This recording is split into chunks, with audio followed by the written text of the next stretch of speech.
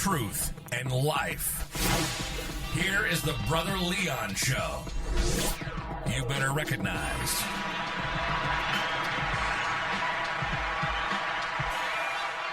What's going on, listeners? This is your boy, Brother Leon, and you are tuning into another episode of the Brother Leon Show. Let's go on in here. Man, today I'm excited to bring back on the show Mr. Keith Holmes and Miss Daphney Carter.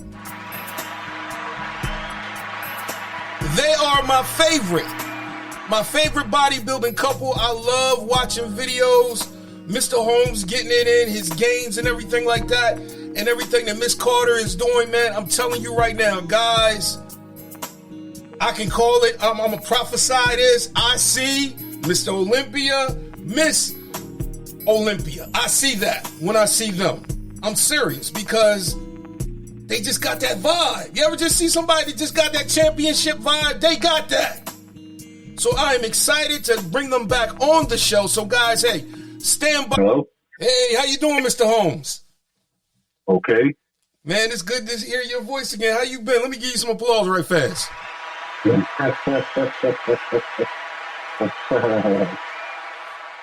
So what's been happening since the last time I talked to you and Miss Carter?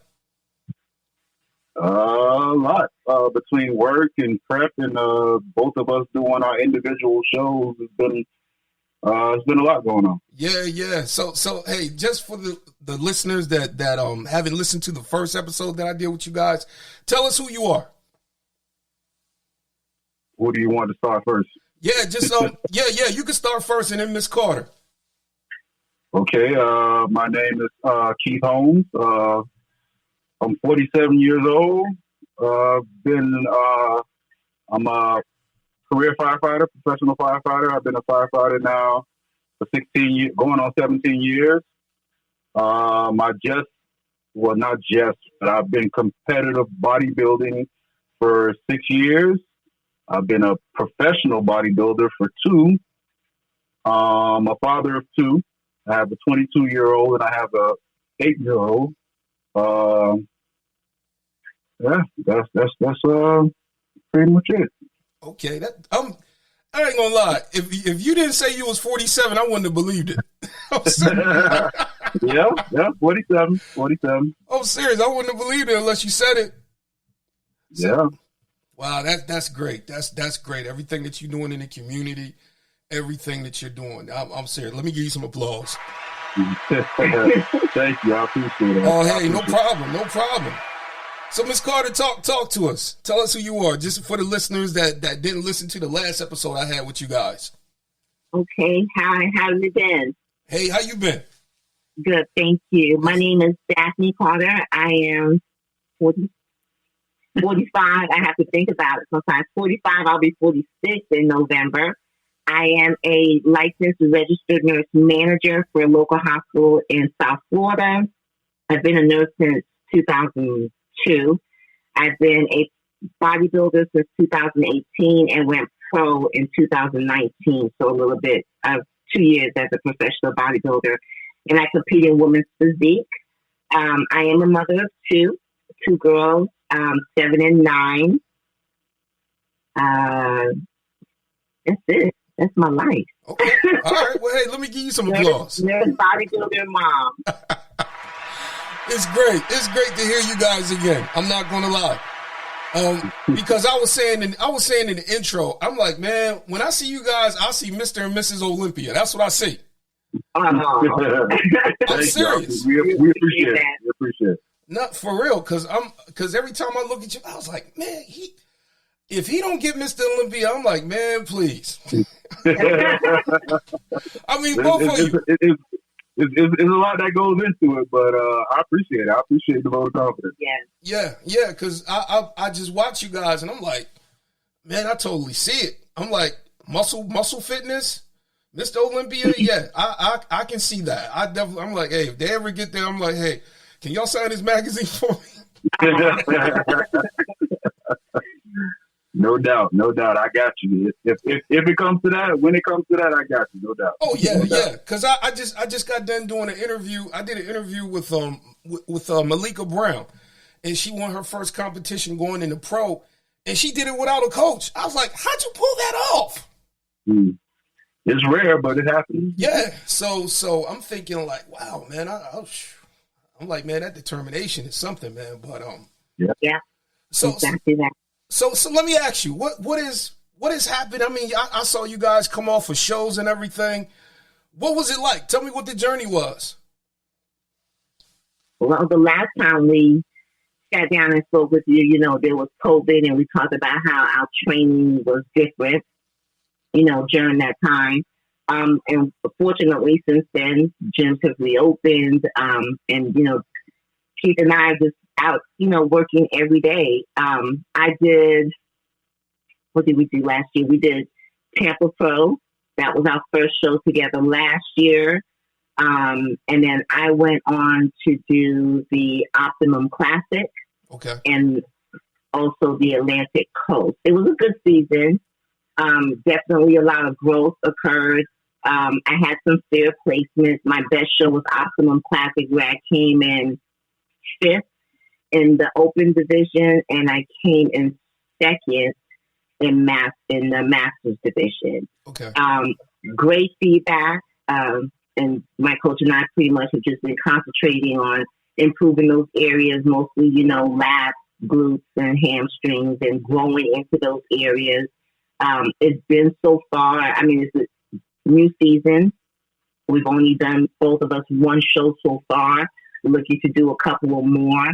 Okay. But so far, I want to say that we're off to a good start. Keith and I have been training together, supporting each other. We survived a couple of preps together. We survived COVID. And we just keep working just to, improve our physique, bring to the stage where the judges want to see. And, we hope to bring some hardware home and check. Yes, money. Definitely. So is the money really good? Because I've heard like some of the prizes can be like $20,000. I'm like, wow, that's some money right there. I mean, it is with the cost of the prep. Sometimes, depending on the show that you do, it's just enough money to recoup the money that you spent during your prep for that particular show. But some of these major shows, it's pretty decent money. Nothing to retire from, to give up your career on. But it's a good way to earn a living. Okay. But you have to get these top places, so you have to get like the top. You have to like win these shows to get that type of money. Some of these shows though, at $20,000 will probably be like the total prize money if you combine all the winners. Right. Okay. And they have to split it up between the divisions. Bodybuilding, men's physique, classic physique, and then for the women, the bikini and women's physique. So that might be like total prize money. That might not be one check that one person gets.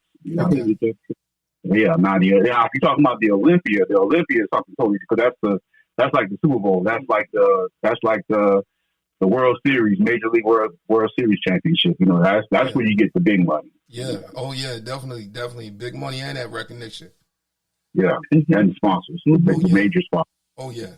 So let me ask you this: you guys were talking about prep time, Mr. Holmes. What's your prep time like? Normally it's a 14, sometimes 3 months, or maybe even 4 months. It all depends on how far away or how far away you are from the show and how much conditioning you have before, how out of shape you are, pretty much. Okay. It can either be between 3 or 4 months, And that's very rare for Keith to be out of shape. Very rare. And this year was kind of different for me because I actually ended up switching coaches. Okay. At the beginning, kind of like in the beginning of the year.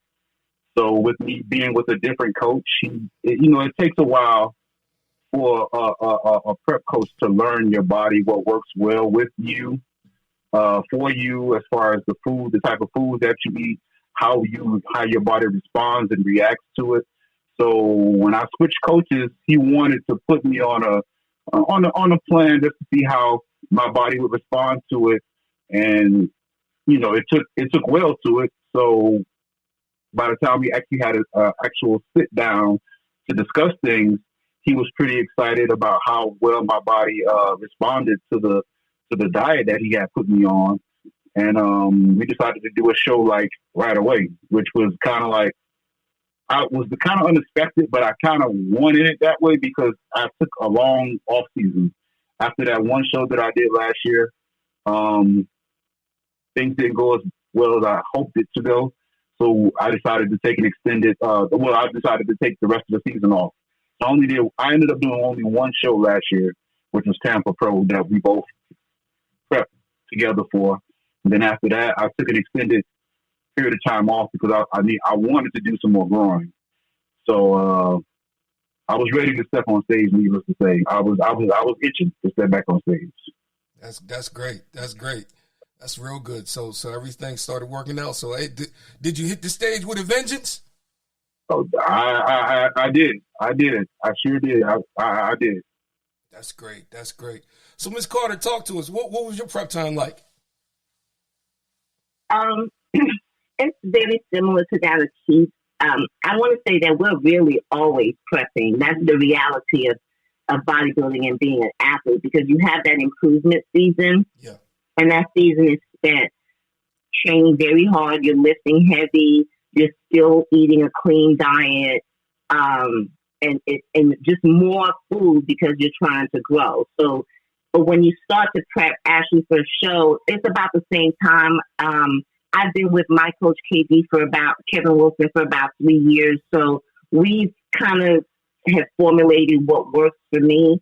So our prep can be anywhere between starting at the 12 weeks to maybe 16 weeks, depending on what we're trying to accomplish. For me, again, the conditioning has not been an issue when it comes to my preps and my shows, but growth is what we're focusing on, especially with my back. So we started pretty much a little bit, earlier out this time around, just to give my body enough time to see those improvements. So I want to say I think this was about a 14, 16-week prep. Okay. So let me ask you this: that from the last show to this show, has any of your workout routines changed? They always do. Okay. I mean, we concentrate definitely on the same body parts. We have a nice regimen when it comes to days of the week that we do certain things, but we always like to try new things. Keith is great about that. He, for the both of us, will do a lot of research. He references a lot of great other bodybuilders and coaches, and then he incorporates their techniques into our training. So this way, too, we keep things fresh.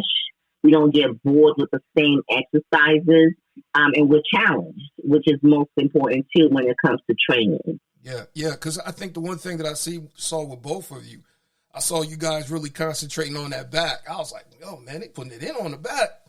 Yeah, it's been an area of focus for both of us. Okay. Mm-hmm. Okay. Mm-hmm. So let me ask you, because one thing I saw both of you doing suction therapy. Could you explain that to us? Okay, so it's pretty much, some people call it cupping. Yeah. And it could be done with or without heat. But basically what it is that, we fatigue our muscles so much. And the way that any organ, any muscle works is that once you deplete it, you have to be able to fill it back up. The way we train, our recovery tends to be a little shorter than others. That's why, they do also encourage that you take your rest days so your body could just, get a nice little jump start from fatiguing it out so much. When you work out the muscle, it builds up lactic acid. You have soreness, you deplete it of the certain electrolytes that you need, and especially with blood circulation. Because you're not giving enough time for the blood to pump in and pump out, because you're constantly having that muscle under tension and stress. What cupping helps us do is pretty much it helps repair that muscle by bringing in a nice blood flow circulation. So that's why you see those deep purple spots. It's almost like, pardon the term, but it's similar to give yourself a hickey, because it creates that suction. And when you have that suction, the blood just tends to kind of accumulate in that area.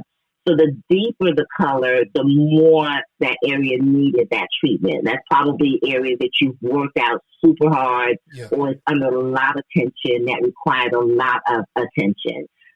So pretty much that's what it is. It's just to increase circulation, help with recovery, and it helps the muscle grow. Okay, so I ain't gonna lie, that's the first time I've seen anything like that. I've never heard about that therapy like ever. So is it fairly new or has it been around for a while? No, it's been for a while, and it's it's used very often by bodybuilders. Okay. I don't know how far it goes back, but of course with technology, cupping has become a little bit easier. Some of the cups are now made out of plastic or silicone or whatever. There's like a little vacuum. Sometimes you could pump it to make sure you get the suction. But back in the day, it really was a matter of using glass cupping and heat to create that suction. And there are some people, like, we both see an awesome doctor, Dr. Christiana, and she uses heat with her cupping method. Okay. So Mr. Holmes, how was your experience with all of that? Did you see the difference? Did you notice anything? Oh yes, the difference is like immediate. You when you're going through the treatment, you walk in feeling one way and then you walk out feeling totally different, like a new person.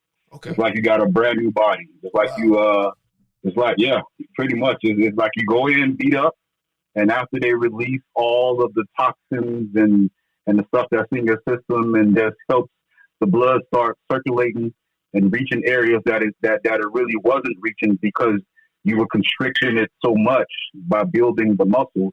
It's like you got a new lease on life. You walk out feeling like a brand new person. Wow, that's like great. I said, the difference is immediate. As soon as you come off that table or whatever you're laying on, and they're working on you on, you feel amazing. It's total night and day difference. Wow, that's great. So let me ask you this: is it like something that you have to do like you get one treatment 1 week, or is it once a month? Me personally, I try to go once a month. Yes, okay. Definitely once a month. I think, and the person that I go to, she promotes things for you to do in between sessions, so that you don't have to see her as often. She definitely promotes self-help and self-care. Now, if it's something that's major, you definitely, she definitely would rather you come in so that she can work on you. Yeah. But she likes to give homework.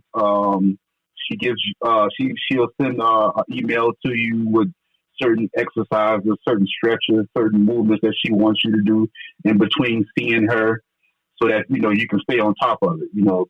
She likes to she likes to help you do a lot of preventative methods and techniques, so that you don't have to see her as often. Great. That's great. She definitely promotes it. Yeah, that's great. She sounds like a holistic physician. That's what she sounds like. Yeah, she's the best. I've been going to her now. Like I said, I've been competing for 5-6 years, maybe four of those years. Ever since my second year of competing, I met her. I kind of came across her profile on Instagram, and she's been a staple in my life now for a long time. That's great. A long time. Yeah. That's real good. So let me ask you. You said you changed up coaches. So what's the difference now in this new coach that you have? Everyone has different techniques. For the most part, it's just like I said. It's just basically trying to find what works well with that particular person. Everybody has different techniques. Everybody has tried and true methods that they do with their individual clients, but not everything works for every client. Okay. So you have to definitely, it's trial and error pretty much. The coach that I'm with now, he's definitely a lot more hands-on, which I appreciate. Not that I need someone to hold my hand during my prep, but just someone that's willing to show me that they care and that they're willing to pay attention and want my input on things, as opposed to, it's my way and you can't deviate from it. He allows me to, he asks me questions. He allows me to give my input on what I think I need, because at the end of the day, you hire a coach, but who else knows your body better than you do? Yeah. You know how you feel during the prep. You know how your moods change. You know how your body feels. You know how you ache. You know how, if you eat something, how your body reacts to it, if you feel bloated or gassy or whatever. So, he allows me to give input, as opposed to, no, I know this, I'm used to doing it this way. I know it works, so just stick to that. No matter how you feel, don't deviate from it. So that's the major difference. Like I said, he's a lot hands-on, but he definitely allows me to give my input and put my little touches on it whenever I feel I need to. Okay. And I appreciate that. Like I said, I want a person that's going to be there with me and wants my input, and that's willing to. That just shows me he's not just there to take my money. You know what I'm saying? He's just there to take my money and just hand me a cookie cutter meal plan, because not all meal plans work for everybody. Sometimes people, and which is why these fad diets, in my opinion, I could be wrong, but just in my opinion, I think a lot of these fad diets don't succeed because, friends always say, "Oh, my friend did this diet, so I'm gonna follow the diet that my friend did." Diets are not supposed to be cookie cutter. It's not one size fits all. Everybody can't be on the same diet and get the same type of results. It should be tailor-made and individualized for the individual. So, in my opinion, that's the only way that you're going to get in shape, or succeed in any diet. And people should get that word diet out of their head anyway. It should be a total lifestyle change. It has to be a total lifestyle change, not just something to do because you get ready to go on a trip, or you get ready to go on vacation, or you get ready to get married and you want to look good in your tuxedo. It has to be a total lifestyle change. You have to be willing to do it for the long haul, as opposed to just for a short-term goal. Amen. Let me give you some applause. You preaching today. That's just my secret. Yeah, you preaching today. So Miss Carter, you said you still have the same coach. Has this coach changed up your routine since the last show? We always do based on the feedback. Okay. So training, training may be different. Movement's the same, but the concentration may be different. The emphasis may be different. But yeah, it changes depending on what the feedback is after every show. Okay. After every show. We just don't continue with like the same technique, or maybe if we knew that the diet worked, we keep the same diet. We don't change much. So for example, I just finished Optimum Classic May 22nd. I'm getting ready for another show in about a week and a half, June 26th.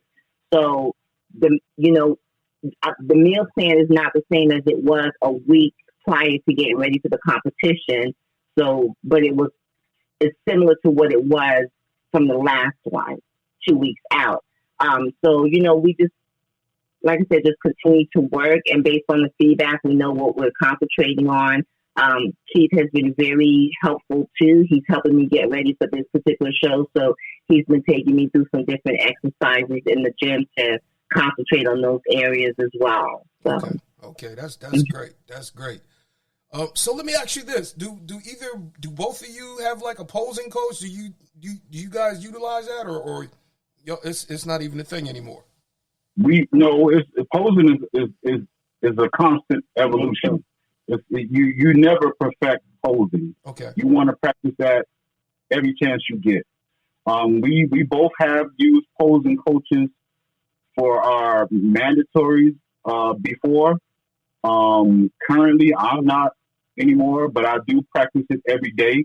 As also, I go on YouTube and watch other people pose, but you can't really mimic. In my opinion, you can only take what you see someone else do, but at the end of the day, you have to kind of like tweak it and put your own touches, because everybody's made differently. Everybody's built differently. Yeah. So everybody won't hit the pose and look the same. You can't say, okay, a person looks good in that pose, so I'm going to do that pose and I'm going to look exactly like that. No, because everyone is, your height, there's height differences, there's weight differences, there's size differences where this person's shoulders might be bigger than yours. You might have bigger arms than that person. So you just have to practice and take a pose and just create it and make it your own. You can see a pose and be like, okay, I like that, but I'm gonna do it a different type of way to make myself look better in it. You know what I'm saying? Yeah, yeah. But posing is a constant evolution. You never perfect the pose. It's so much that goes into it. Yeah. Especially when you're show day. You're depleted. You get to that point. It's the finish line. So you want to finish strong, but you're depleted. You're tired. You're hungry. Your prejudging is in the morning time. So a lot of times, not for nothing, but nerves do get into it, and sometimes the night before you don't sleep as well, so you're tired. But at the end of the day, you have to be up on stage smiling like everything's okay. People think posing is easy, but trust me, it's not. To be up there flexing and tightening your muscles when you're tired, you're depleted, you're hungry, it's hard. And you have on a tan with oil, and you have lights hitting you, flashing on you. It's a lot that goes. It's a lot of effort that goes into posing. Yeah. Not as easy as it looks. Oh yeah. I was second when it comes to the most hardest thing. Definitely. Is being part of the prep. Definitely. The meal planning is always the first, because nutrition-wise, your calories are, limited, the amount of food that you eat. So, and then the posing and then training. Mm-hmm. Posing takes a lot out of you. It's like doing a cardio session. Yeah. I know that I've had Kenny Wallach. We both had Kenny Wallach as our posing coach, and I know that we would meet for 30-minute sessions to be a FaceTime, and both of us will come out of our sessions drenched in sweat in comparison to like doing an hour of cardio. Mm-hmm. And it's like he said, it's just that you are taking and putting every emphasis on every muscle part of your body all at the same time. So when you work out, you're just concentrating on that particular muscle group. But when you're posing, you are concentrating on every muscle group, because all of them have to stand out. And as he said, you can't do what somebody else does, because even the best athlete has a weakness somewhere. We all have our weaknesses when it comes to certain body parts. The art of posing is to now take that weakness and make it look like a strength. So it's really sometimes a manipulation of how you place your feet and how your arms are thrown up, or how you flex your abs, that makes everything stand out. So when you're in front of the judges, they don't notice the weakness that you know that you have, because the posing is emphasizing it in such a way that makes it look like a strength and makes it look perfect. So it is just as serious as the meal prepping. It's just as serious as the training. You could go up there, you could be the biggest woman or the biggest man, and if your posing is off, then you can't showcase anything. You just can't. So it's very important that it's incorporated as part of, your prep. And as Keith said, it is something that should be practiced every day. I know we do it in the mornings after our fasting, especially for me this close to competition. Once I'm done with my fasting cardio, I'm in front of the mirror, and I'm going through my mandatories. I'm practicing the routine, because both for classic and women's physique, we both get about 90 seconds, 2 minutes on stage for individual routine to our music of choice. And so that in itself is, for me, it's choreographed. So I've had a choreographer outside of a posing coach to help me too with those routines. And it's practice. And again, it's another opportunity to showcase, your strengths when it comes to your muscles. Okay. So let me ask you this. You said 90. What does that 90 seconds on stage? I mean, does it feel like it's forever sometimes? For me personally, it feels like it goes by too fast.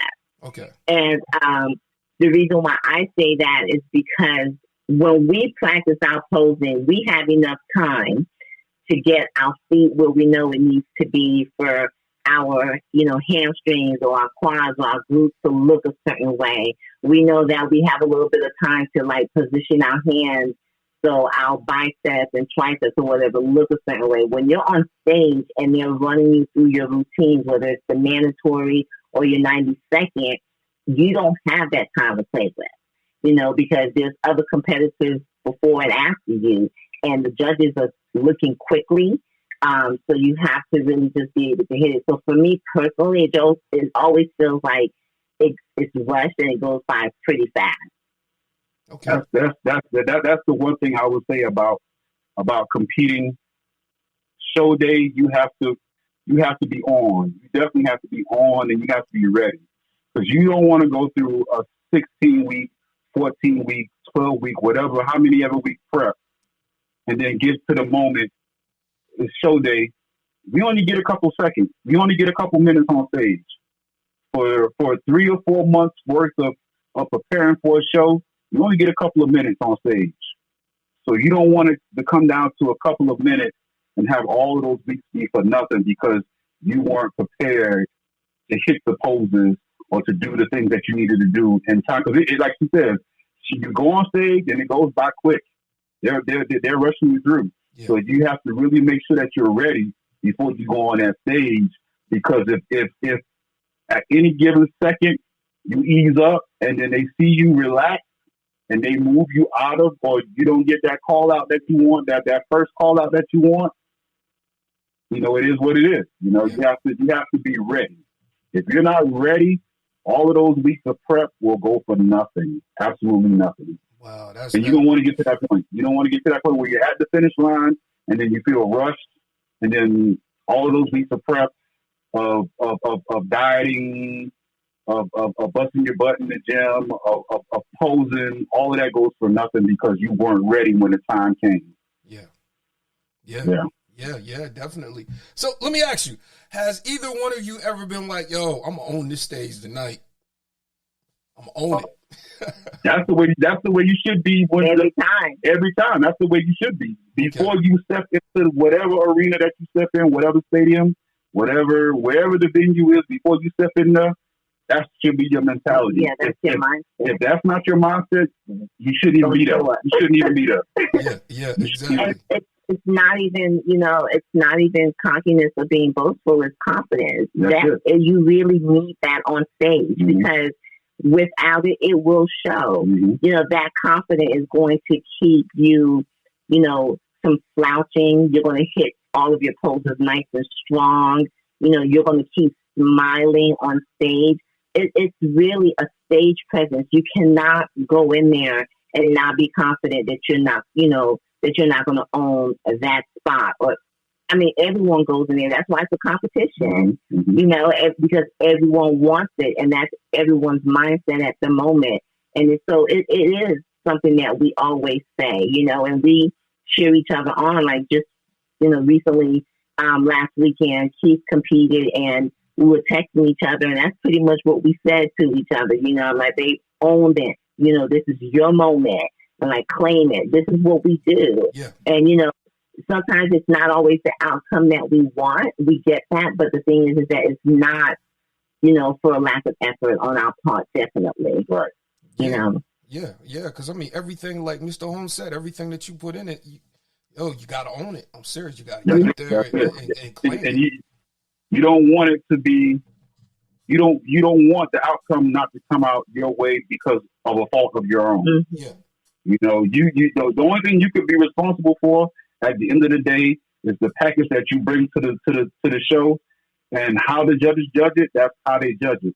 But as long as you brought your best for that day, at the end of the day, you're a winner. Win or lose. So let me ask you this, and I've been curious about this for like forever. How do judges judge? What do they go off of?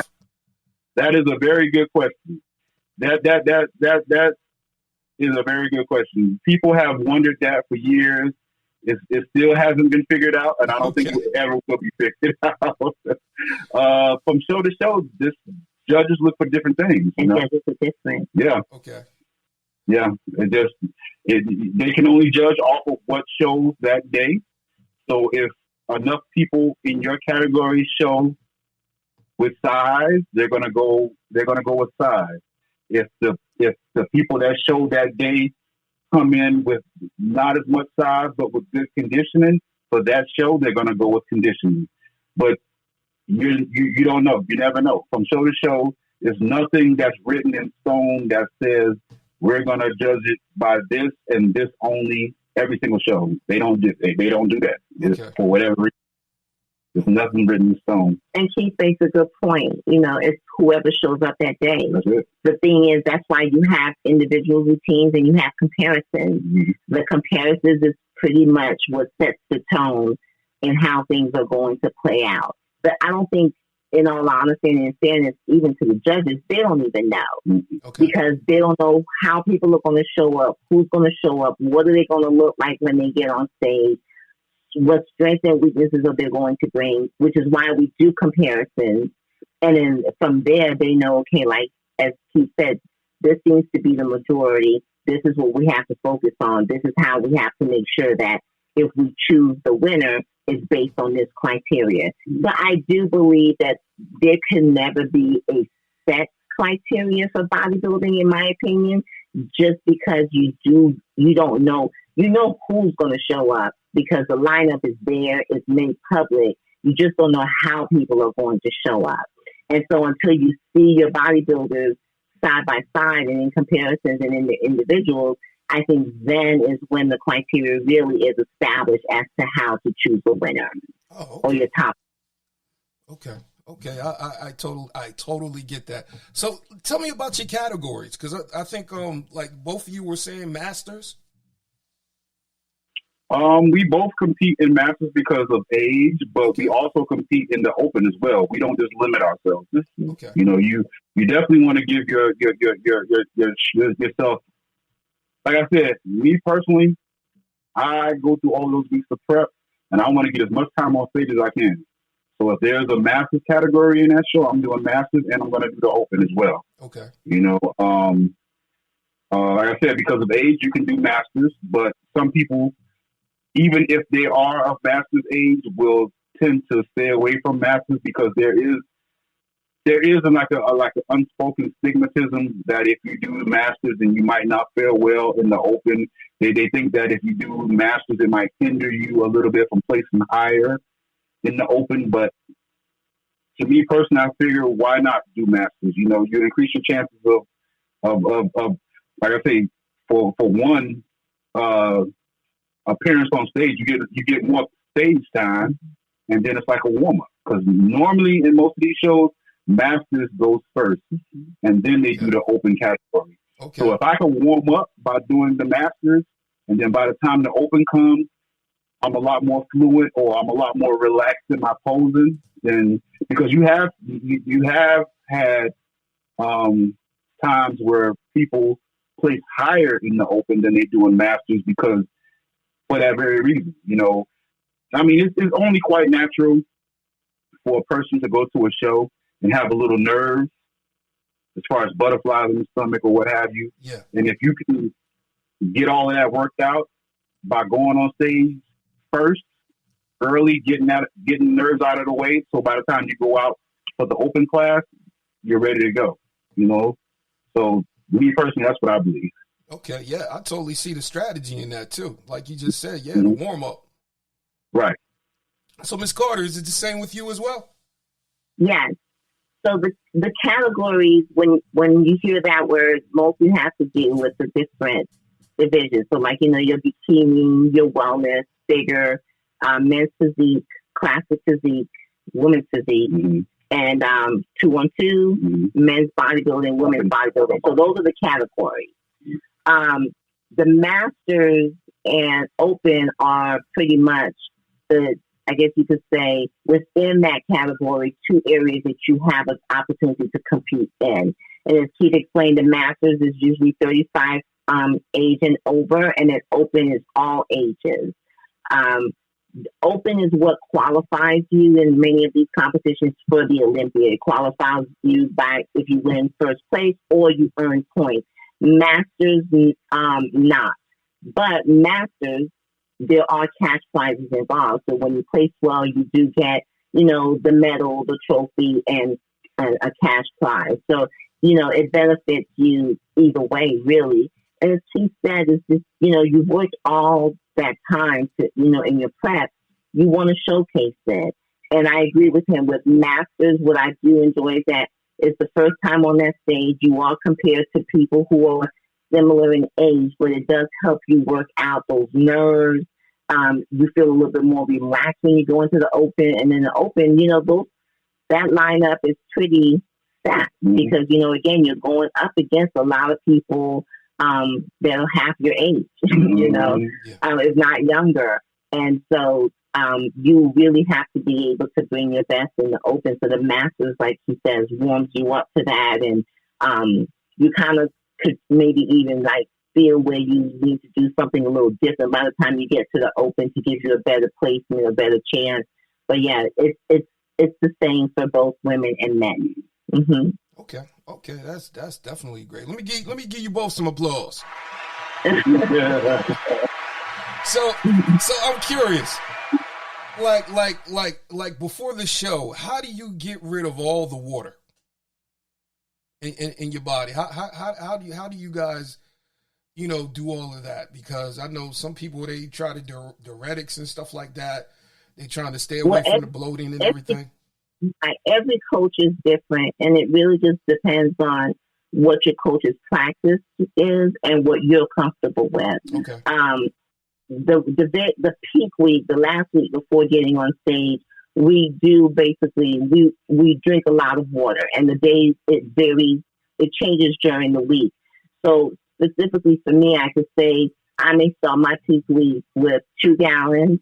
And then a Tuesday, it's 1.5 gallons. A Wednesday, 1 gallon. Thursday, and another gallon. And by Friday, we're looking at maybe as much as 36 ounces of water because I usually go on stage on a Saturday. Okay. Keith is going to vary just because, one, he's doing a different category. A man of his size is going to differ. And again, it just depends on what his coach fits him best and, what he's been used to doing. Now, as far as diuretics are concerned, there are over-the-counter diuretics that are safe. One that's very popular is called Expel. There are other companies that make different type of diuretics, and you just take it based on what the manufacturer recommends from their printed directions to get the water off. The other thing that's very important too is that for some of us, there is no sodium intake that very last week. And or maybe on a Monday, Tuesday, if you plan on getting on stage on a Saturday, after Wednesday, there's no more sodium. So there's no salt in your diet. And there's never, ever sugar. So this time that prep starts, so that's not even something to worry about. But that's one way, basically, where I guess you could say some people call it the drying out process or depleting your body of water. It's different techniques depending on the athlete. And depending on the coach that's bringing them in. Okay. Yeah. And also depending on, you want to be in the best shape as possible prior to peak week. Peak week should just be that should be like a minor tweak. If you're already lean going into peak week, then you shouldn't have to make any type of major changes or use any type of major diuretics that last week. You should, if you're not ready to step on stage at least 2-3 weeks out, then you're behind schedule. If by the time peak week comes, you should have already put in the work required to be show ready. If you're as lean as possible heading into peak week, then peak week you should basically be coasting into peak week. And like she said, for her, she starts off her peak week with 2. Me personally, because of my size, I start off peak week with 3 gallons. I drink 3 gallons of water, and then I slowly taper down from 3 to 2 to 1 to 1/2 gallon, and then pretty much that's it for me. As long as also with the sodium intake. If I step on stage Saturday, then Tuesday, maybe even Wednesday is when I cut off sodium. No sodium. And like I say, I'm constantly, the whole thing with the water overloading is telling your body, I need to get rid of this water. I need to get rid of it. I can't hold it. I need to get rid of it. That's all it is. You're just telling your body to get rid of the water. Get rid of it. And once you get rid of the sodium as well, you eliminate sodium out of your diet. You don't retain, the water also. So, like I said, peak week, you should be coasting. If you're lean enough going into peak week, then it shouldn't be any type of major changes or major things that you need to do to manipulate the water. You should be lean enough by the time that week out is, you should already be there. Okay. I totally get that. I see it now. Mm-hmm. So let me ask you, like after the show, what's it like afterwards? I mean, is it like a burden just lifted off your shoulder? Like, whew, Lord, thank you. Well, you definitely get a moment to take a break, to take in a deep breath and kind of relax. But it all depends on how much, or if you even are planning on doing another show, because most people, not for nothing, but most people don't do just one show within that season. Okay. So depending on how much time you have in between your shows, normally, you do have a moment, like I said, where you get to let your hair down a little bit and take a deep breath and be like, okay, that one's over. But I know for me personally, I took maybe my show was that Saturday, so I took that Sunday off, and then Monday I was back at it. Okay. I totally see it. I totally see it. So let me ask you this: what's the anticipation like waiting on the judging? What's that like? It's like, okay, now we get ready to get judged. It's really not that bad, because really you don't have that much time. You're on stage for a couple minutes, and before you leave stage, you pretty much know where you are. Okay. You're on stage to do your comparison, and then from the comparison, you're off stage, because depending on how many people are in your category, there might be like maybe 2, maybe 3 comparisons, and then from there they mark down their favorites who they like, and then once they do all the comparisons, they bring everybody back out on stage, and then they call that first call out, that top 5 or that top 6 or whatever, how many ever the first is. And then depending on where you're standing or what call outs you get called in, whether or not you're going to be in the top 5. So, like I said, you really don't have time to think about it. You have to do, like I said, that's why hitting your posing when you're supposed to is very important in the opening, because that determines where you're going to be placed. You have to be ready. Ready before you even step on stage, just be ready. Yeah. I don't think that there's much anticipation when you're on stage, because as Keith mentioned, the way that they move you, and whether you make first, second, third, depending on how many athletes show up, call outs, you pretty much know before you walk off the stage, and even before going into finals, how you fell. You may not know exactly out of, for example, 20 women that I compete against at Optimum Classes, exactly what number I fell into. But what I knew is that I didn't get the first call out. I came in the second call out. So I was anywhere probably from, 9th place to I think maybe 15th place. I think the anticipation really for me anyway is getting that feedback from the judges after the fact. That's what I anticipate, because again, I already know before going into finals, by the time I step off the stage, depending on how they move people around, when I got my call out, whether I'm top 5 or not. But the anticipation for me always comes with afterwards, because I know, okay, if I didn't place top 5, then I need to know why, and that's what I'm anticipating, because now I know I'm ready to go back to work. And I think Keith is the same way. Like, that's what we want to know. We know, okay, we didn't get the placement that we wanted in this show. We got to move on. And it's time to put in some work. So we need to know what we need to improve on. So for me, that's where I anticipate anything when it comes to the stage or, competing, because I'm ready to improve. I'm ready to bring back what the judges are looking for. I'm ready to work and I'm ready to improve. And that's what really it's all about. You cannot be in this sport and remain the same. The same package is not going to always place you in the top 5, because there are other people who are working just as hard. They genetically, they just have, they're gifted in certain areas. So you just have to be ready to know, okay, I didn't do what I wanted to do here. I need that feedback so I know, going back to work, this is what I need to focus on. Okay. So I can't help but ask this. Have you ever, after a competition, you've been like, okay, this the guy I need to beat, this the girl I need to beat, I'm ready to go to work? I think for us, of course you're going to think that way, because again, it is a competition.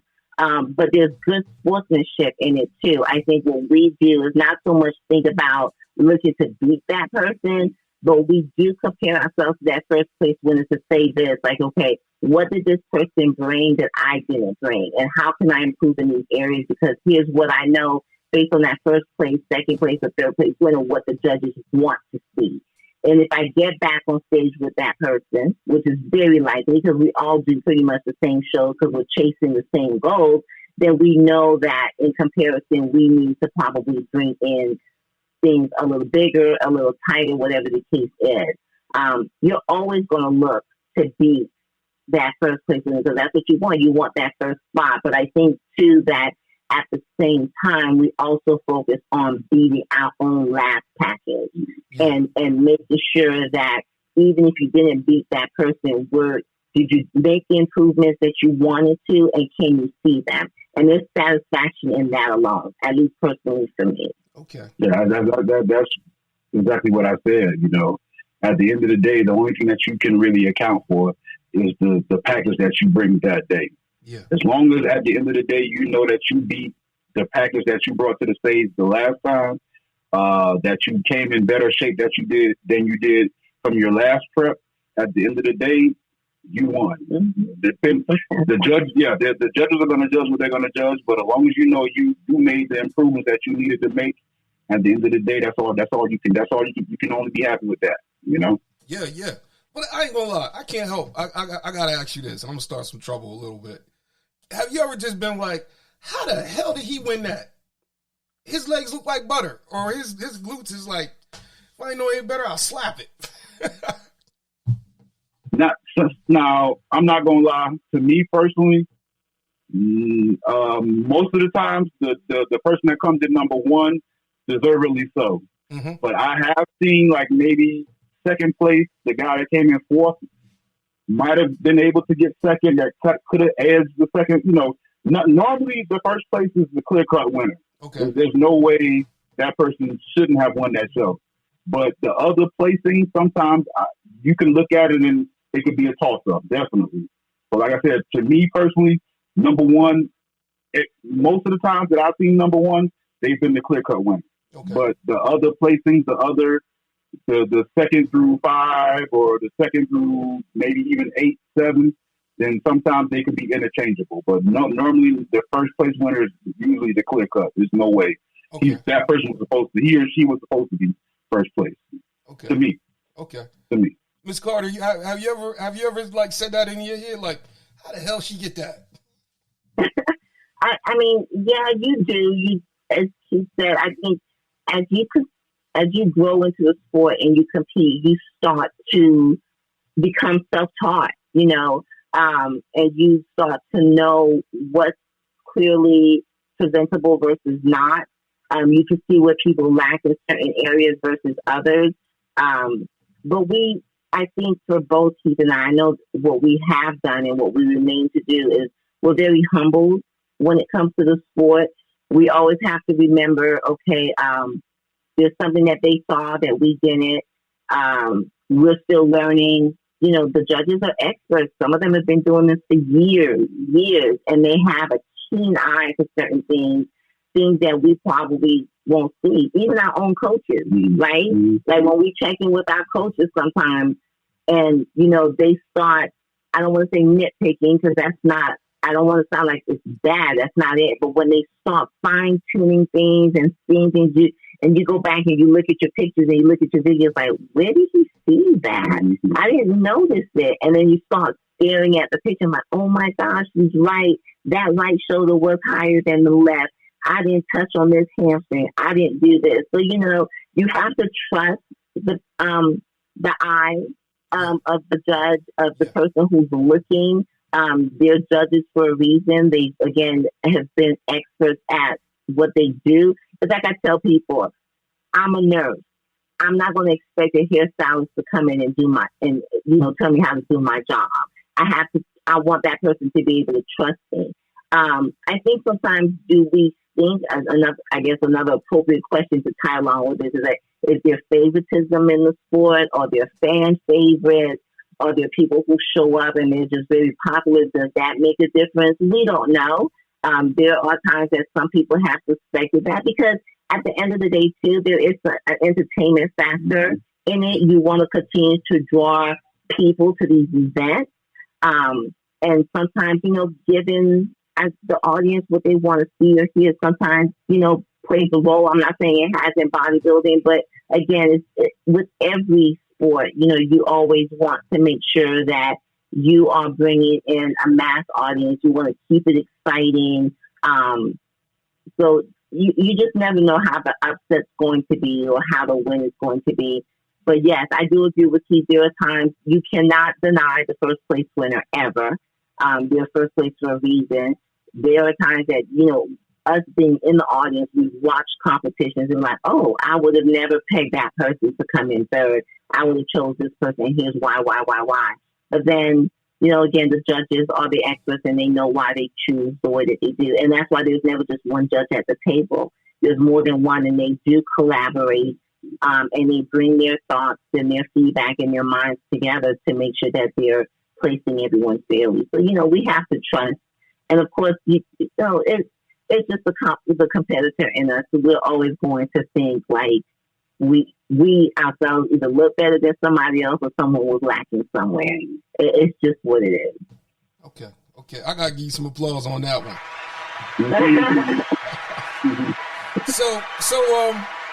So tell me, both of you are in, if I'm not mistaken, IFBB, right? Yes, IFBB, International Federation of Bodybuilding. Mm-hmm. So I mean, how long? What was that process getting into that like? Well, for both of us, it was quite different. When I started competing, I started in a totally different category than what I turned pro in. I started off as a men's physique competitor, and for those who don't know what men's physique is the guys that wear the board shorts, the swim trunks, what have you. I started off in that division and kind of outgrew it. Okay. Really never fit in, but I knew I wasn't big enough to be a bodybuilder at that moment, and I really never thought of doing bodybuilding competitively anyway. So I started off in men's physique. And pretty much when I started off at every show, whenever I would check in, guys would automatically assume, or people, period, would automatically assume that I was there to be a bodybuilder when I was like, no, I'm here to do men's physique category. So the judging for me was kind of like, it was all over the place because they really didn't know how to judge me because I was bigger. I was slightly bigger than the men's physique competitor at the time. These guys now are a lot bigger than what it was when I first started. Now they're big, but when I first started, they weren't as big. So I was kind of like too big for men's physique when I first started out. But I knew I didn't want to do bodybuilding, so I just tried to stay in that division. And then 2 years into me competing in men's physique, after that second year, going into that third year, they decided to come out with a different category called classic physique, which is kind of like it's a step above men's physique and it's a step below. You don't have to be as big as a bodybuilder, but you can definitely be bigger than a men's physique competitor. And I thought I would fit better in that category. So after competing in that division for another 2-3 years, that's what I turned pro in. So the journey for me was kind of a long one, and it took a little longer for me to turn pro because I really couldn't find my niche in the beginning. But once I found it, I turned pro. Okay. So, Smooth and I've been a sailing. pro now for 2 years. So, yeah. That's great. You've been smooth sailing for years since that. I don't know about smooth sailing, but it's been better. All right. It's been better that way. All right. Miss Carter, what about your experience? As he said, it's been different. I was not at all interested in bodybuilding.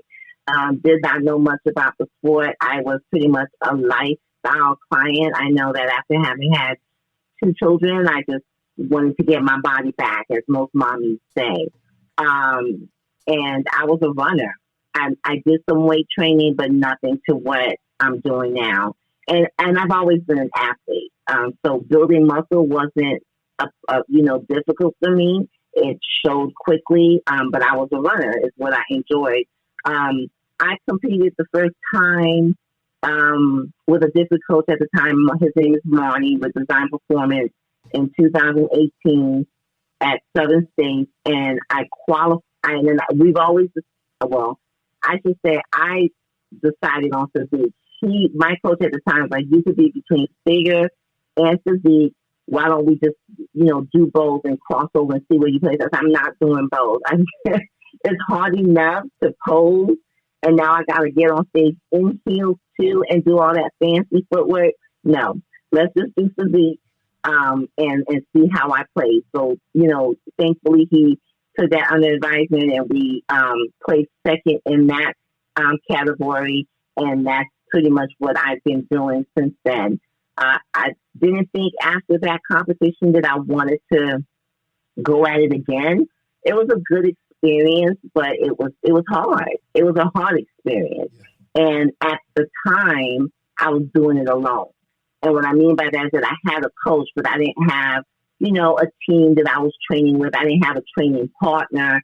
All my training was me. All my preps were just me. And so it kind of gets a little lonely. And when you're kind of going through these physical changes and emotional feelings, it takes a toll.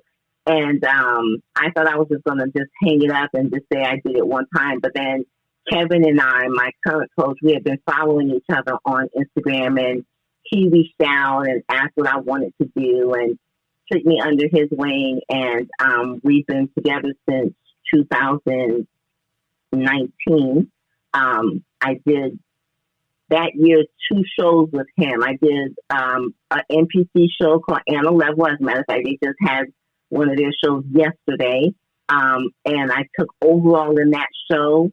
And then that, I guess you could say, re-qualified me to step on a national stage. And that same year, we went to Teaneck, New Jersey, and did Team Universe. And that's when I went pro. Okay. At that time in women's physique. And since then, we've just been competing at the, IFBB level, whether it's open and masters, and just always putting in work and best foot forward and hoping for good placement. That's great. I gotta give you both applause. That's a heck of a journey. That's a heck of a journey. So I gotta ask you, how do you guys, you both support each other. You both got each other's back. What's the secret to y'all's, love, y'all's, the thing that keeps y'all together, that even in this? I think age plays a major role in it, because we don't let egos get into it. I think that's the reason why maybe this a person on the outside looking in, maybe a lot of competitive bodybuilder relationships don't work, because bodybuilding in its own right is a very selfish sport. You have to be selfish because you have to invest a lot of time in it, and it has to be not for nothing, but it has to be, sometimes it has to be me. It has to be about you. But I think it works with us because we don't let the egos get into it. I know at the end of the day, like I said, I'm the one on the stage, and I'm responsible for my physique, but it's a team, it's a group effort. You know, it's no one person does things on their own. You know, and it's a give and take. You know, it's we help each other out. You know, whether it's meal prepping for food, you know, it's not just mine. You know, we share things. You know, if for the most part, like I said, that the amount that we eat might differ, but the proteins, the carbs, the types of food that we eat is pretty much similar. So if she cooks, she cooks enough for both of us. If I cook enough for the both of us. We share. You know, when it comes to the grocery shopping, you know, everything is a joint effort. You know, that's good. It's nothing that's individualized. You know, like I said, it's nothing selfish. You don't just think about yourself. You know, it's always the thought of the other person. You know, you always think about the other person. Well, this, you know, I'm doing this, but she might need it as well, or I'm doing this, and he might need this as well. So, you know, it's just you know, being self-conscious and understanding that you're in it together. You know what I'm saying? Yeah. As opposed to, because I've definitely been in relationships where I've dated women that are not in the lifestyle competitive bodybuilding, and it's something totally different because they want to hang out, they want to go out and eat, they want to go out late at night when you need your rest. So I could definitely appreciate someone that knows the lifestyle and lives it, because I've been on that other side of the coin where I've been with people, women that don't understand it, and they have no understanding, and it's either they met me when I was competing, they understood that I was competing, they appreciated the way the physical looked, but they didn't understand what it took for me to look the way I looked, so they couldn't appreciate it. They wanted me to change, and if I was to change, then I wouldn't look the way I look. So yeah, exactly. I could definitely appreciate being with someone that understands the lifestyle. Yeah, exactly, because it makes it, like you said, it's easier. It's like, hold it up. Makes it a lot easier. Yeah, because it's like, hold up, I'm prepping for a show, and you bringing slabs of ribs in the house. Yeah. Or here it is, I can't have no carbs, and you bringing donuts and French fries. Yeah. Mm-hmm. Yeah. Mm-hmm. So yeah, I totally understand. And I'm like, and it's like you guys pour into each other. It's like, you know, and I think the one question that I do have is like, you know, do you guys, you hold each other down when, you know, probably both of you might be going through cravings or something like that? Like, Keith, yeah. I need some pancakes. I remember you were saying you like pancakes the last time. Oh yeah, still do. Yeah, I mean, it's like he said, it definitely is a matter of maturity in the relationship, and you know, just we both know what we want, mm-hmm. and we both want to be successful. And what I believe in wholeheartedly in this relationship is that if it's not my moment, then I'm going to make it about him. Yeah. And I think vice versa, you know, because I want to see my partner succeed, and where he's successful, it only enhances me and complements me. So that's important. So I'm always going to be, you know, as I've told Keith, like his cheerleader. When it's about him, I make it about him. Yeah. You know, like he had his competition last Saturday. I'm still in prep for another show myself, but I knew what that day was going to require for him to be focused and for him to be stage ready. So I was up early. I was checking things off his checklist for him just to make sure, you know, we got everything together. And you try not to be overbearing. And I think that he knows that too. And we both do. We just want to make sure that we both come at our best. So giving that moment to that person in their moment is so important.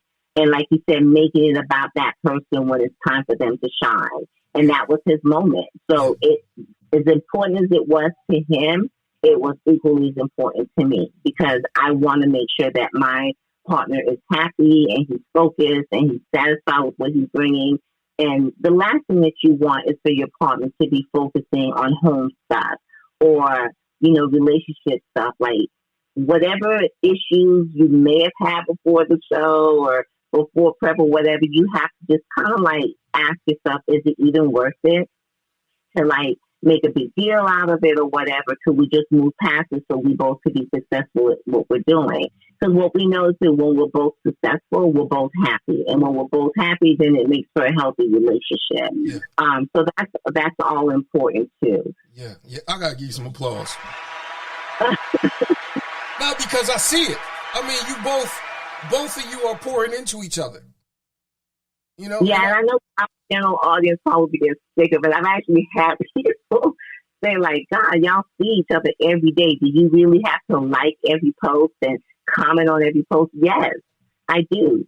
Because I do believe in applauding my significant other. I should be his biggest supporter and his biggest fan. Yeah. And I'm not saying it to, and I would never say I do it so someone else doesn't kind of like slip in or whatever the case is. But the reality is that we are humans and we require that attention from each other. It makes people feel good about what you're doing. Yeah. So I'm always going to pour into Keith. I'm always going to applaud him. I'm always going to comment how great he looks or how wonderful he did an exercise or thank him for doing this for me. It's important. It makes for a healthy relationship. It really does. People need to hear that. And just because you see someone every day or you train with them, you live with them, you work with them, whatever the case may be, it doesn't mean that the person still doesn't require that, that need to be met. It's all about security, and when you're at home with someone, that's what that person should be giving you. So I know that, like I said, our general audience probably just like, God, I'm just so sick of that. They're always like, how can we put it, like kissy faces here, doing this here, but it's important for both of us, and we support what we do. And the thing is that this is who we were even before we were in a relationship. We always supported each other, maybe not with the kissy emojis and stuff like that, but nonetheless, we were always encouraging each other to just keep, thriving in the sport. Not only that, but to add to that, I mean, they're on the outside looking in. So who else would know the effort that you're putting in than someone that's there day in and day out? Yeah. They see the stuff that goes on behind the scenes. They see you suffering. They see you dragging after you're doing your cardio sessions. They see you dragging yourself to your cardio sessions when you don't feel like doing it. They see you starving after you ate your meal and you're still hungry and you have to sit around and wait another 2-3 hours before you eat. We're on the inside looking in, so we know the effort that we're both putting into what we're doing. So why wouldn't I cheer her on? I know the type of work she's putting in. Yeah. She knows the type of work I'm putting in. Yeah. They're on the outside looking in. They don't know the behind the scenes stuff that we do, the hard work, the dedication that we put into this. So why wouldn't I celebrate her? Why wouldn't I applaud her for her effort when I see it every day? Yeah, exactly. And then I look at the stuff that you guys do when you're not competing. I mean, you're a fireman, and Miss Carter, you're a nurse. I'm like, just that alone. I'm like, come on, man. That's it. Yeah. Like I said, they're on the outside looking in. All they see the stuff that we post. Yeah. The good stuff, the way that we look. They see the results. They don't see the effort, the work that we actually put in day in and day out, every minute, every hour, every day. They don't see that. Yeah. All they see is the good stuff that we choose to post. There's a lot of stuff that goes on behind the scenes with dealing with everyday life that we have to deal with. Yeah.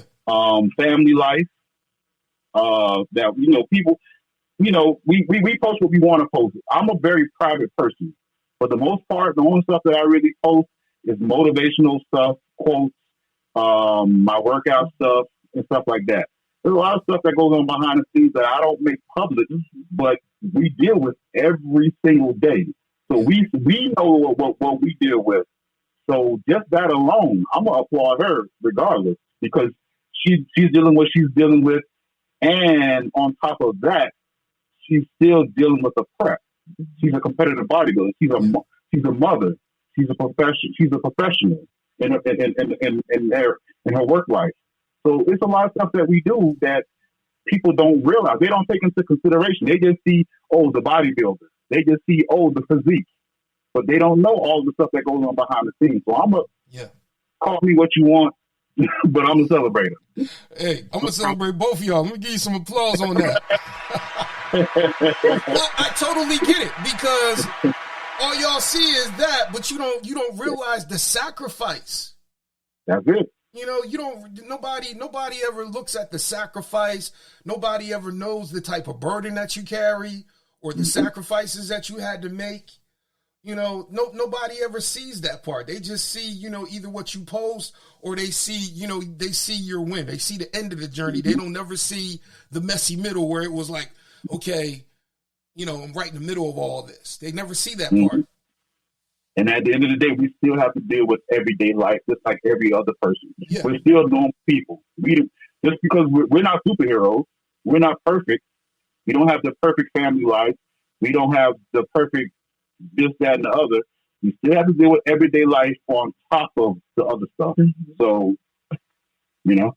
And everything is by choice. You know, we're not forced into this competition lifestyle. It's something that we just both enjoy. We're thankful for it, and the fact that we have the ability, and we do. We just truly love it. I mean, besides the fact that it has created a really strong connection between Keith and I.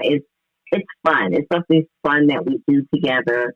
I love watching him on stage. I love watching him practice his posing, and you know, we share videos with each other. And even when he's not competing and I am, you know, he's still doing cardio with me in the mornings, in the evenings. He's training just as hard, and then vice versa. If it's not me and it's his turn, it's like I tell him, I said, I'm going to suffer with you because I want him to know that he's supported. Yeah. You know, so as far as the discipline that's present, we hold each other accountable for sure. Because we just know what we both want. But I know too, outside of competing, if that didn't exist for us, you know, as a couple, there's still an admiration and, you know, for what we do. As you mentioned, like him being a firefighter and me as a nurse, I think that's really where we have the most in common, and being parents. You know, when our conversations started as friends, and, you know, even on our first date, I mean, we didn't talk about bodybuilding. It was just what we looked for in, you know, in a partner. And we just found that we had a lot of similarities when it came to like child rearing and our careers and what we want our futures to look like. So that really was a great foundation for us. I think the bodybuilding is just really a plus because we both enjoy it, and it's just something that, you know, we can do together as a couple. So it's been a lot of fun. We're both on prep, so I'll put it like this. It's been the icing on the cake that we can't have. Oh, man, that's great. Let me give you some applause.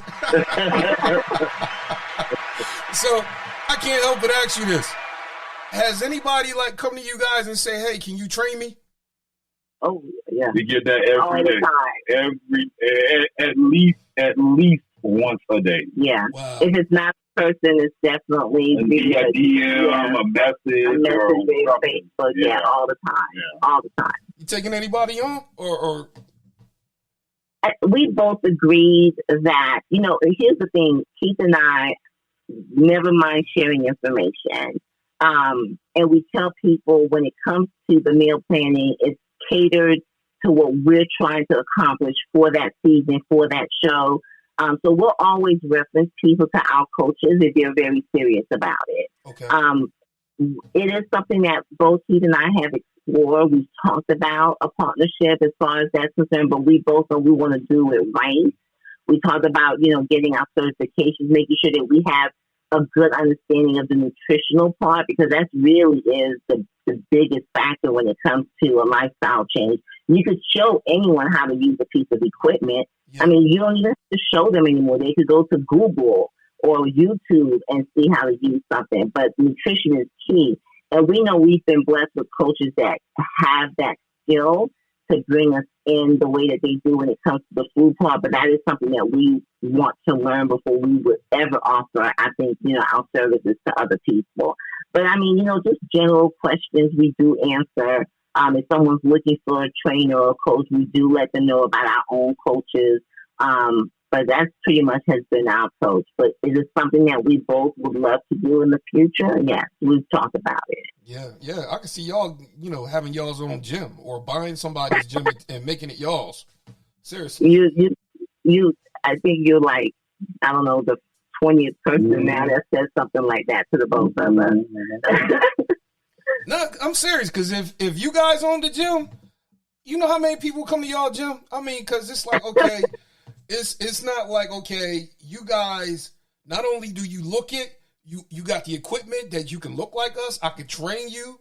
You could also help people with nutrition. You could bring in some nutritionists and some aerobic people, some yoga people, and then have like a chiropractor on the side.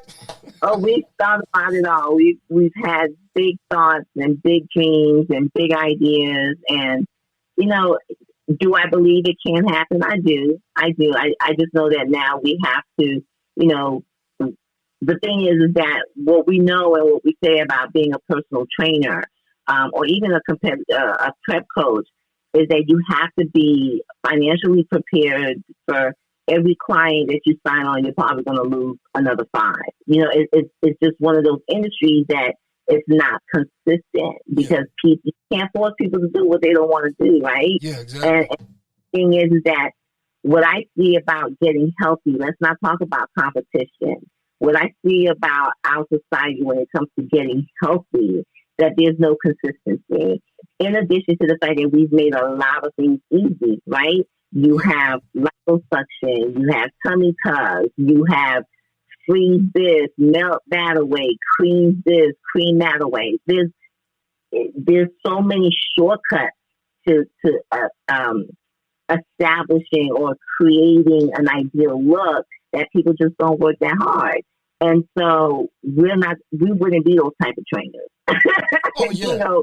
We will want you to work, and we will probably be the ones to out-talk you of getting any type of cosmetic surgery, unless it was medically necessary, of course, to say, no, we could bring you in to look like this if this is what you're willing to do.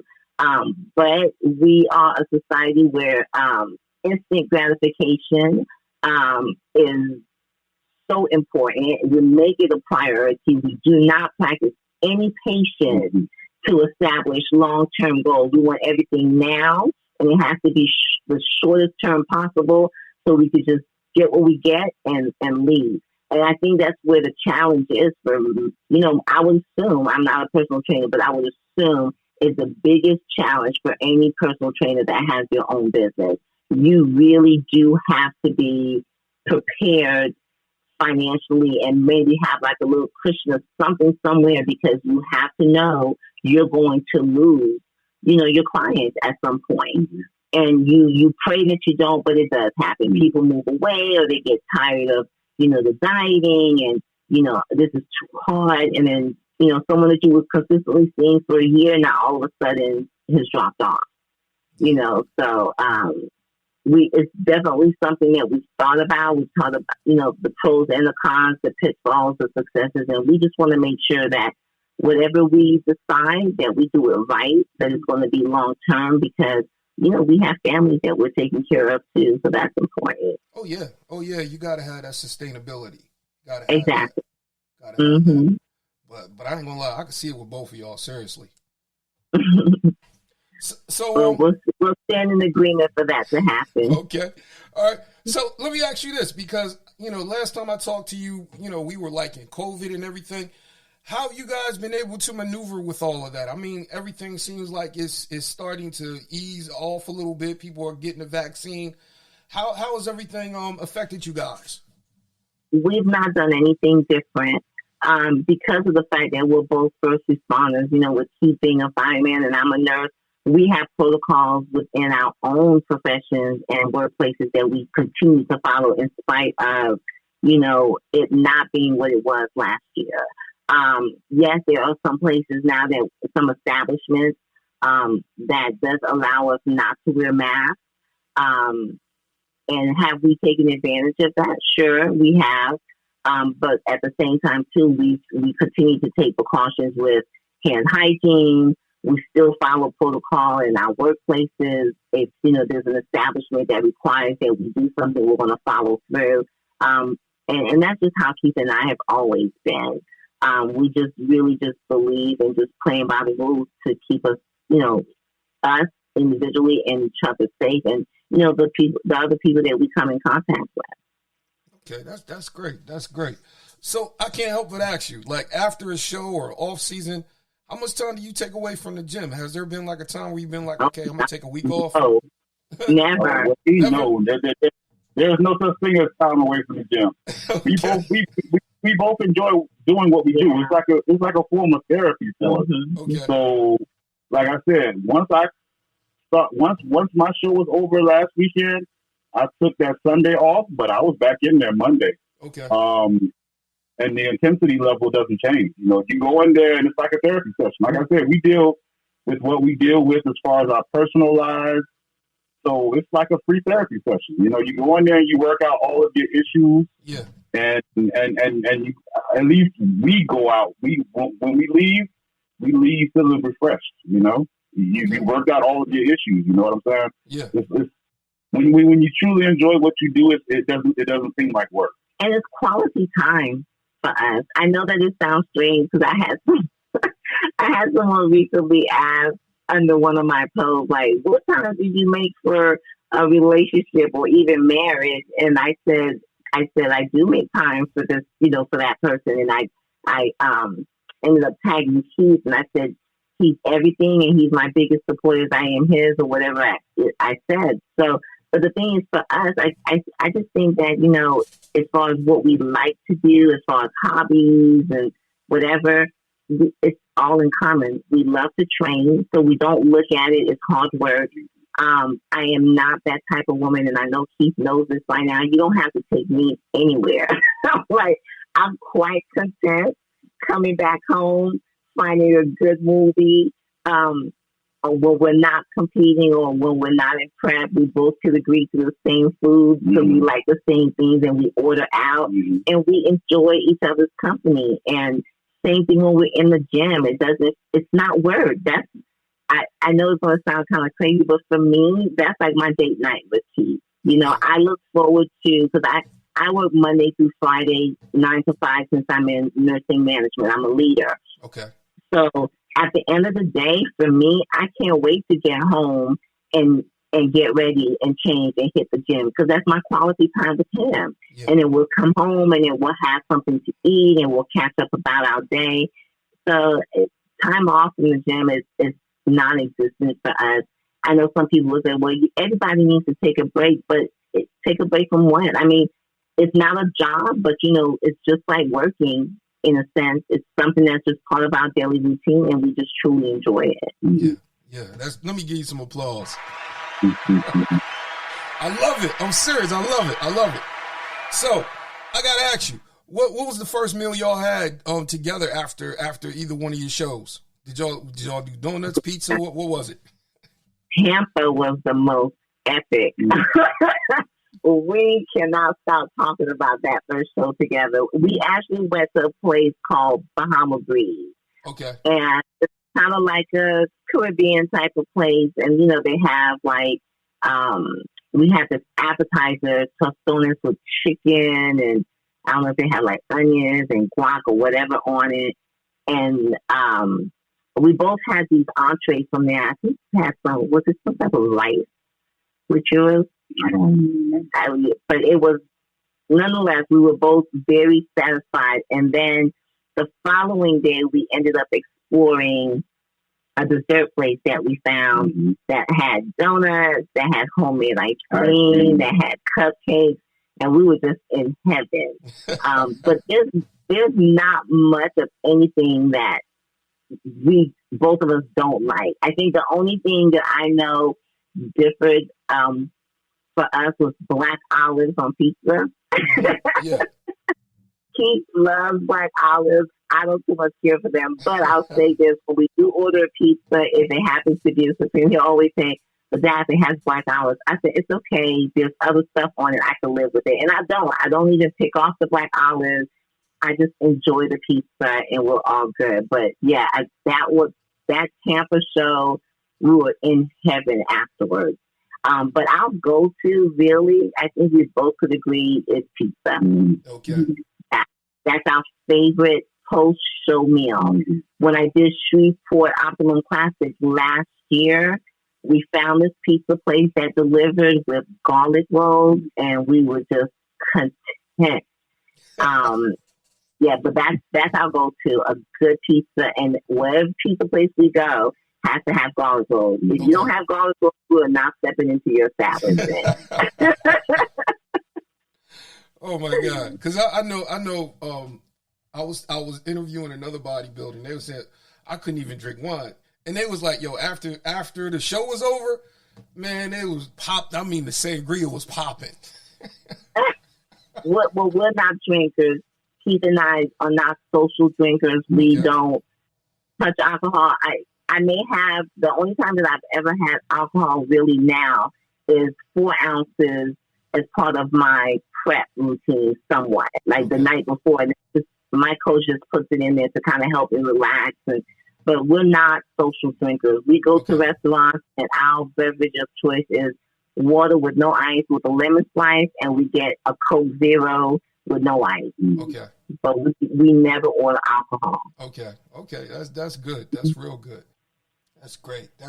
So I just want to ask you, both of you, Mr. Holmes, can you leave us with some words of wisdom and encouragement? But I'm not going to lie, I appreciate both of you. I'm serious. I appreciate you coming on this platform and the wisdom and telling your journey and being transparent. I just want to say I appreciate you both for all of that.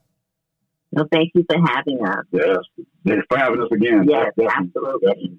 Thank you. Don't let age be a limitation. I'll go with that. Okay. A lot of times people feel like because they're at a certain age, they can't do something or they can't start anything new or I'm a certain age, I won't be able to hold a candle next to it. There's no excuses. If you want something bad enough, work towards it and work hard enough and you can accomplish anything. Yeah.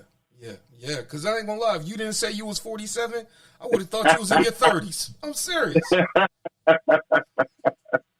Yeah, just don't let there is no time limit, no time frame on success. You can start, you can begin anywhere. No matter where it is, just begin and take it from there. Yeah. Nobody said you had to be a certain age to start doing something. Yeah. Nobody said you have to reach a certain point at a certain age. Just start where you are and just don't stop until you feel satisfied. Okay. I love it. Miss Carter, can you leave us with some words of wisdom? I think for me, what I would say is to remain your most humble self in both your successes and your losses. And the reason why I say that is because, both Keith and I are very public. I mean, we don't have a huge following on Instagram, but it's enough, that people are paying attention. And you never know who's watching. You never know who you could be affecting by your own actions or inspiring, whether it's, in a positive or negative way. So I just truly encourage people that put themselves in the public eye, whether it's a small following on Instagram or Facebook or something much bigger than that you just remain humble in both your successes and your losses, because how you react to every situation, people pay attention to it, and I truly believe that it carries far, further along than just what you present when you're on stage or anything else. And the reason why is because I believe even if we came in last place at every competition that we did, if we humbly accepted our losses and we continue to work hard and we continue to be good people and do some great things, it'll bring other opportunities. And so I just think that it's really important that you just, always set that tone so you could be blessed with in other areas of your life. Hey, I like that. I appreciate both of you. So how let me ask you this. Are you guys on TikTok now? No, I don't even know how to use that thing. Instagram and Facebook is enough. Okay. No TikTok? No TikTok. Okay. So let me ask you. So if my listeners wanted to follow either one of you, so they got to look for you on Instagram. How can we follow you? Yes, my Instagram is the THE 305 fireman _ IFBB Pro. And I am the letter D Evolution 04 _ IFBB Pro. All right. So hey, maybe you guys want to consider. I don't know. Maybe TikTok. Maybe y'all might want to get on there and talk on Clubhouse because they got that out now. So we'll see. I think I'll pass on TikTok for now. Okay. But hey, let me give you some applause because I appreciate both of you guys. Thank you. It's been a pleasure. Thank you. Oh, hey, no problem. So, Thank you. Oh, hey, no problem. Mr. Holmes, Miss Daphney Carter, I appreciate both of you, and I just want to wish you guys well for the future. When both of you get to Olympia or something like that, I'm like, hey, I know them. Okay. Exactly, because I'm like, man, look, I'm looking for the muscle fitness, because if either one of you get muscle fitness or any magazine cover, I'm like, hey, I'm framing it. I'm framing it because I ain't gonna lie. You guys are humble, and the love that you have for the sport and the love that you have for each other and for family and for community, it's going to open up doors for you. I can't help but say that and see it. And that's the God knows truth. Thank you. Thank you for that. Oh, hey, no problem. So, hey, you guys be blessed. You too. You too. Thank you. All right. I see you. All right. Bye. All right, guys, that was Keith Holmes and Miss Daphney Carter.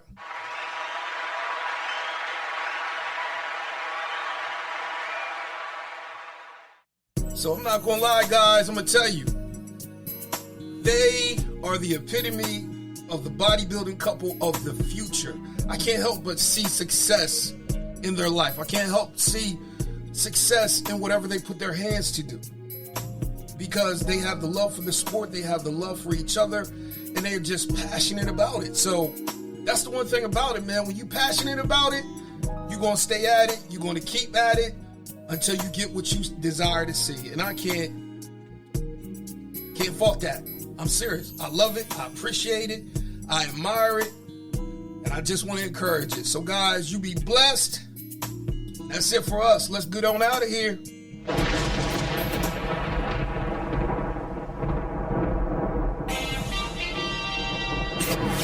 Walk in the truth that makes you free every day. Follow Brother Leon on all social media outlets.